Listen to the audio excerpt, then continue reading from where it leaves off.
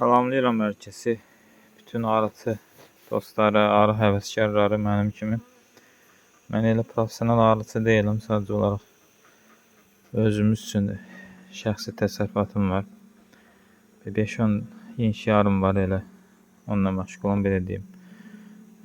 Deməli, mən neçə ildir arı saxlayıram. Yəni bu ilə qədər bu gənəni elə ciddi almamışdım. Gənəyə qarşı dərmanlar verirdi, amma formik asid verməmişdim indiyə kimi. Yəni bu il qərar aldım verim. Çünki ildən ilə hər il nə qədər heç arım qırılır, arı yenişim yəni məhv olurdu, belə deyim. Əsasən də payız devrində. Payızdan qışa keçən devirdə görün ki, çox güclü zəifləmələr oldu arımda. Bu il qərar aldıq ki, formik asid verək, 85%-dir.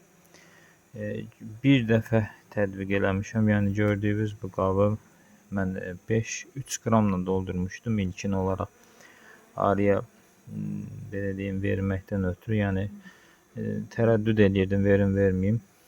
3 qram verdim və bu birinci səfərdir, dediyim kimi vermişəm. Yəni indindən sonra da verəcəm 3 dəfə və belə deyim də sizə nəticəni göstərmək istəyirəm. Yəqin ki görə bilərsiniz, yenişiyin dibində orada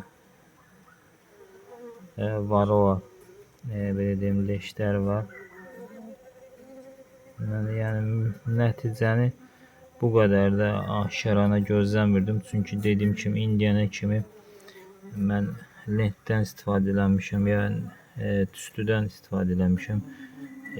Yəni bunun belə nəticə verdiyini bu qədər bilmirdim. Yəni keşi əvvəlcədən istifadə edərdim, belə deyim ki, bu qədər arım təsərrüfatımda ziyan görməzdi. Gördüyünüz kimi bax orada yerdə bir dəfə vurmaqla nə qədər varroa leşləri var. İndi yenişin ağzında bir o qədər bir-iki dənə gördüm, amma yəni belə kütləvi qırılmağını şahid olmamışdım. Yəni neçə ildir arı saxlayıram. Yəni mən bunu mənə deyən olmamışdı açıq ki, bu formik asidi vurmaq lazımdır.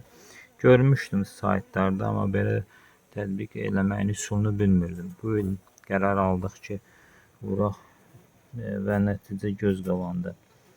Və dedim sizlə paylaşam ki, bilməyənlər bunu vursun, tətbiq eləsin. Yəni belə bir ziyanlı bir şey deyil.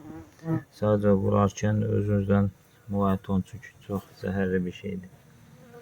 Belə dostlar, sağ olun, salamat qalın.